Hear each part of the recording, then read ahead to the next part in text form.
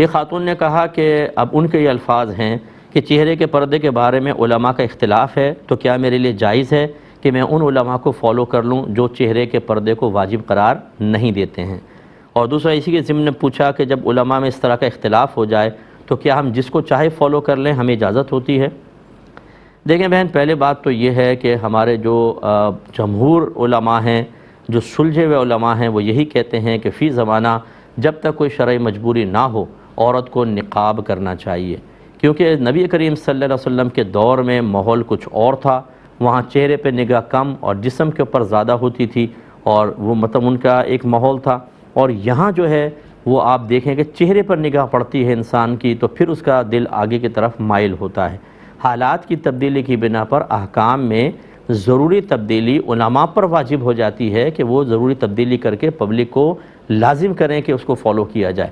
تو بہرحال اگر آپ کے کوئی قریبی مفتی صاحب ہیں، فرض کر لیں، اور انہوں نے آپ کو کہا کہ یہ جائز ہے، اس طرح کا آپ اختلاف بیان کر رہی ہیں، تو کر سکتی ہیں آپ۔ جب ایک مفتی صاحب کی دلیل آپ کو حاصل ہو گئی تو ٹھیک ہے، فَاسْأَلُوا أَهْلَ الذِّكْرِ إِن كُنتُمْ لَا تَعْلَمُونَ۔ اللہ تعالیٰ نے عوام سے ہی فرمایا کہ اگر تم نہیں جانتے تو اہل علم سے سوال کرو۔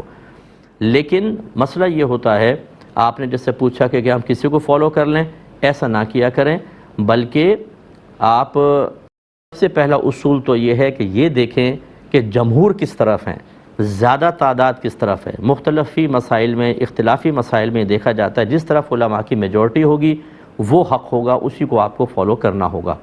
اب آپ لوگ جو عوام ہیں وہ کہیں گے ہمیں تو پتہ ہی نہیں کہ علماء کون کون سے ہیں اور کون سے ایک طرف زیادہ ہیں کون سے کم ہیں۔ ایسی صورت میں ہم دوسرا مشورہ یہ دیتے ہیں، آپ کوئی ایک اچھے مستند مفتی صاحب کے ساتھ اپنا تعلق قائم کریں اور ان کو فالو کریں۔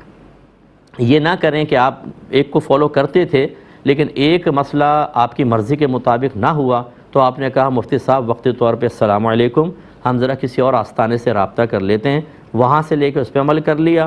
پھر انہوں نے اگلا مسئلہ ایسا بتا دیا جو آپ کو مشکل لگا تو آپ نے کہا کہ ہم ٹوٹے ہوئے تعلقات پھر جوڑنے کے لیے تیار ہیں، اور اس طرف آ گئے۔ اس سے دین کھیل بن جاتا ہے، یاد رکھیں۔ جو ہم اہل سنت چار ائمہ میں سے کسی ایک کی تقلید کو لازم کہتے ہیں، امام اعظم، امام شافعی، امام مالک، امام احمد بن حنبل، کہ کسی ایک کو فالو کریں، حالانکہ چاروں حق ہیں، ہم اس کا اقرار کرتے ہیں۔ وہ کیوں کرتے ہیں؟ تاکہ حکمت شرع باطل نہ ہو جائے۔ حکمت شرع کیا ہے؟